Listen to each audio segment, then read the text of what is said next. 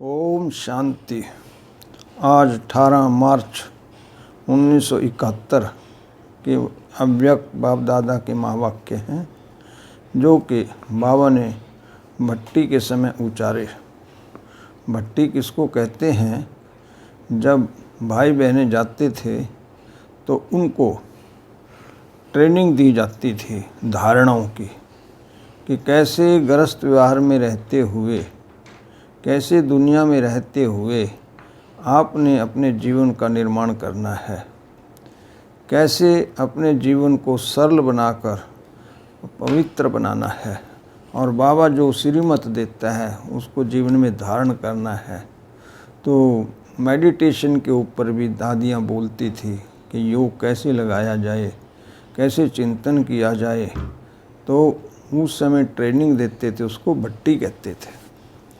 तो इस भट्टी में बाबा ने मधुर महावाक्य जो उचारे हैं, उसका विषय है विजयी बनने के लिए संग्रह और संग्राम की शक्ति आवश्यक है। संग्रह करना है और संग्राम माना अंदर मानसिक युद्ध भी है, इनर युद्ध भी है बुराइयों से, और ज्ञान को और योग की शक्ति को संग्रह भी करना है। इस विषय को लेकर अव्यक्त बाप दादा हम बच्चों को गाइड कर रहे हैं। तब जो महावाक्य अव्यक्त बाप दादा ने उचारे 18 मार्च 1971 को, वो आपको आज सुनाए जा रहे हैं। आज विशेष भट्टी वालों के लिए बुलाया है। भट्टी वालों ने क्या क्या धारणाएं की हैं, ये वह देख रहे हैं। आज खास 2 बातों की धारणाएं हर एक के इस साकार चित्र द्वारा देख रहे हैं। बाबा बच्चों को देखते ही देख लेता है कि कितनी धारणा वाला बच्चा मेरे सामने है। 2 शक्तियों की धारणाएं देख रहे हैं कि कहाँ तक हर एक ने अपनी यथाशक्ति धारण की है। वह 2 शक्तियाँ कौन सी देख रहे हैं? एक तो संग्रह करने की शक्ति और दूसरी संग्राम करने की शक्ति। संग्रह करने की शक्ति भी अति आवश्यक है। तो जो भट्टी में ज्ञान रत्नों की धारणा मिली है, उसको बुद्धि में संग्रह रखना, और इस संग्रह करने से ही लोग संग्रह कर सकेंगे। इसलिए संग्रह करने की और फिर संग्राम करने की शक्ति दोनों ही जरूरी है। दोनों शक्तियां धारण की हैं। दोनों में कोई की भी कमी होगी तो कमी वाला कभी भी सदा विजयी नहीं बन सकता। जिसमें जितनी संग्रह करने की शक्ति है, उतनी ही संग्राम करने की भी शक्ति रहती है। जब हम ज्ञान रत्नों को धारण करते हैं, संग्रह करते हैं, तो फिर हमारे पास बुराई से लड़ने की शक्ति भी आ जाती है। दोनों शक्तियां धारण करने के लिए भट्टी में आए हो तो शक्ति स्वरूप बने हो। दोनों धारण करने के बाद, क्योंकि शक्ति स्वरूप बनना है। भट्टी से कौन से वरदान प्राप्त किए हैं? भक्ति मार्ग में वरदान देते हैं ना, पुत्रवान भाव, धनवान भाव। लेकिन इस भट्टी में क्या मुख्य वरदान मिला है? बाबा ने बच्चों से प्रश्न किया है। शिक्षक बने व मास्टर वरदाता भी बने। एक वरदान मिला शक्तिवान भाव, दूसरा वरदान मिला सदैव अव्यक्त एक रस अवस्था का। इन दोनों वरदानों में दोनों ही बातें समाई हुई है। यह दोनों ही वरदान प्राप्त करके संपत्तिवान बनकर अपना प्रैक्टिकल सबूत दिखाने के लिए जाना है। क्योंकि सब अपने घरों में जाएंगे, तो बाबा ने कहा कि आपने सबूत दिखाने के लिए जाना है। ऐसे नहीं समझना कि घर जा रहे हैं, वह अपने स्थान पर जा रहे हैं। लेकिन जो शक्तियाँ व वरदान लिए हैं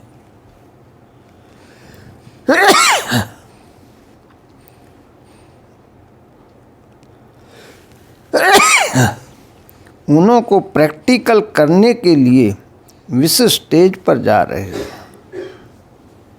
ऐसे समझना है। स्टेज पर एक्टर को कौन सी मुख्य बातें ध्यान में रहती हैं? जब कोई एक्टर स्टेज पर जाता है वो क्या क्या ध्यान रखता है? अटेंशन और एक्यूरेसी। देखो बाबा कितनी गहराई दे रहे हैं बच्चों को। अटेंशन रहता है अपने ऊपर और उसका पार्ट एक्यूरेट हो, ये दोनों ही बातें याद रहती हैं। ऐसे ही आप लोग भी अब स्टेज पर एक्ट करके बाप दादा को प्रत्यक्ष करने के लिए जा रहे हो। तो ये दोनों ही बातें याद रखना। हर सेकंड, हर संकल्प में अटेंशन और एक्यूरेट, नहीं तो बाप दादा को प्रत्यक्ष करने का श्रेष्ठ पाठ बजा नहीं सकेंगे। तो अब समझा क्या करने जा रहे हो? बाप दादा को प्रत्यक्ष करने का पार्ट प्ले करने जा रहे हो। यह लक्ष्य रख कर के जाना। जो भी कर्म करो पहले ये देखो कि इस कर्म द्वारा बाप दादा की प्रत्यक्षता होगी। ऐसे भी नहीं कि सिर्फ वाणी द्वारा प्रत्यक्ष करना है, लेकिन हर समय के हर कर्म द्वारा प्रत्यक्ष करना है। ऐसे प्रत्यक्ष करो जो सभी आत्माओं के मुख से ये बोल निकलें कि यह तो एक एक जैसे साक्षात बाप के समान है। ये लोगों को अनुभव आपसे होना चाहिए। आपका हर कर्म दर्पण बन जाए। देखो बाबा ने कितना बढ़िया शब्द बोला, आपका हर कर्म दर्पण बन जाए, जिस दर्पण से बाप दादा के गुणों और कर्तव्यों का दिव्य रूप और रूहानियत का साक्षात्कार हो। लेकिन दर्पण कौन बन सकेगा? जो ने सिर्फ संकल्पों को लेकिन इस देह अभिमान को भी अर्पण करेगा। अपने देह को भगवान के सामने अर्पण कर दिया।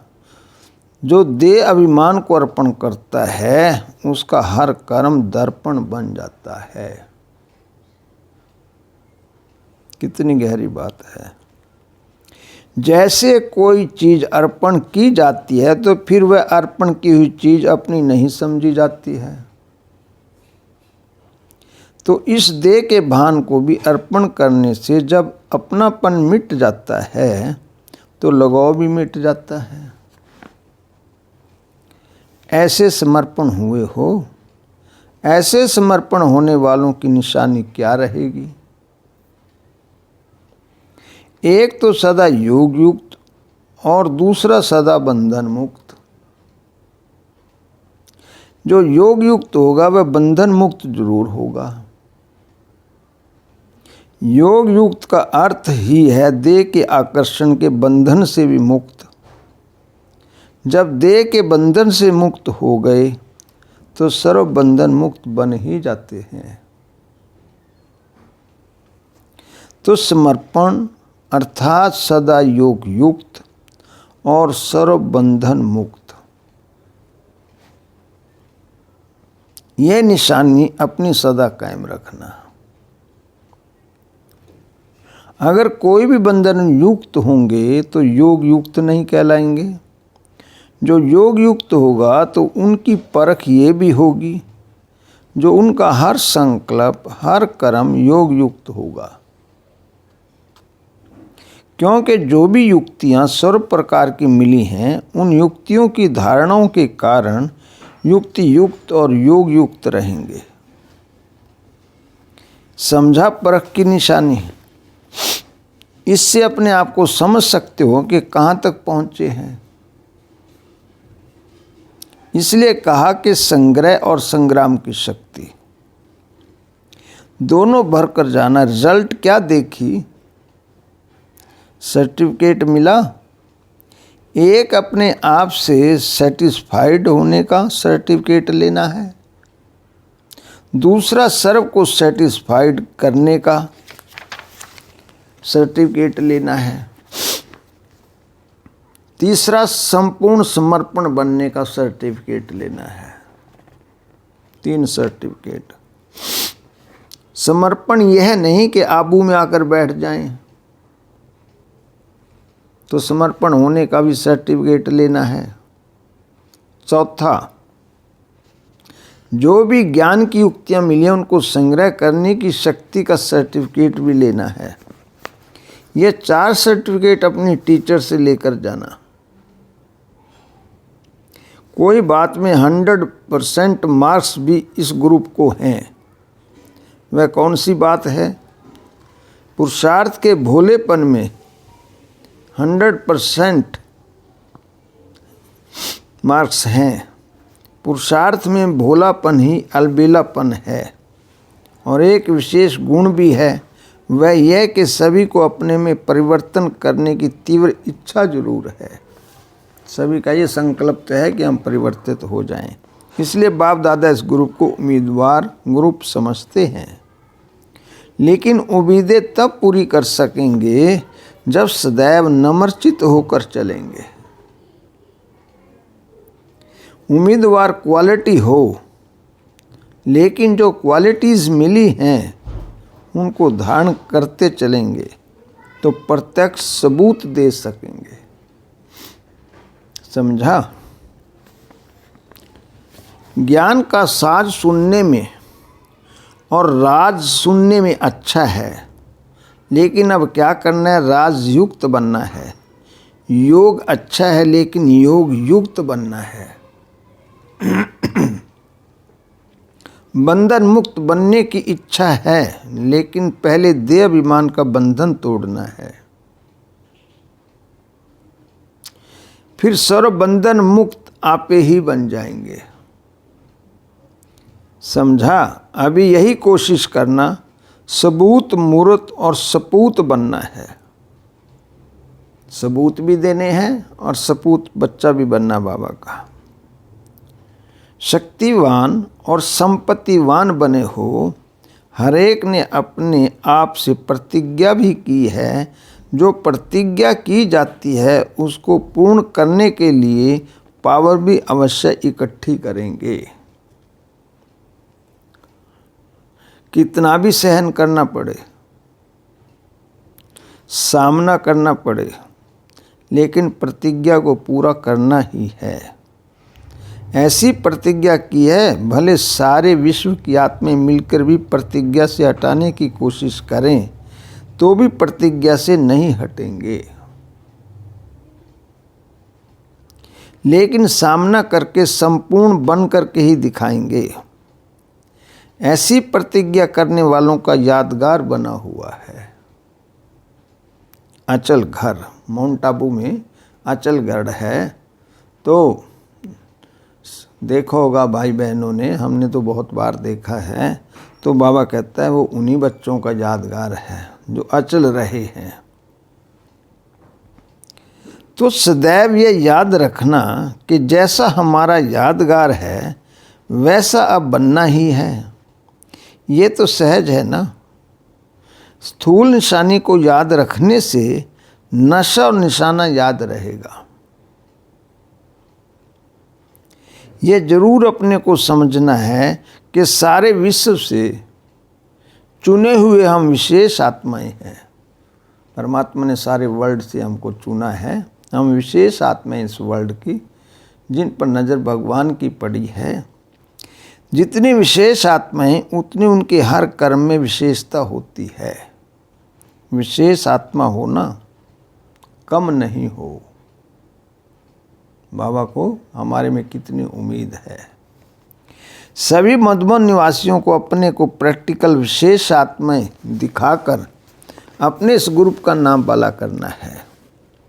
ऐसा ही लक्ष्य रखना कि कहेंगे कम लेकिन करके दिखाएंगे। आपके इस ग्रुप की यह विशेषता देखेंगे, स्टेज पर जाकर ऐसा पार्ट बजाना जो सभी वंस मोर एक बार और भी करें। समझा? आपकी नियमित टीचर आपके ग्रुप को बार बार निमंत्रण दे और ग्रुप्स को एक एग्जाम्पल बनकर दिखाना है। कोई अच्छा कर्म करके जाता है तो वह बार बार याद आता है। तो यह ग्रुप भी ऐसा कमाल करके दिखाए। बाबा ने सारी मुरली का सार हम बच्चों को सुनाया।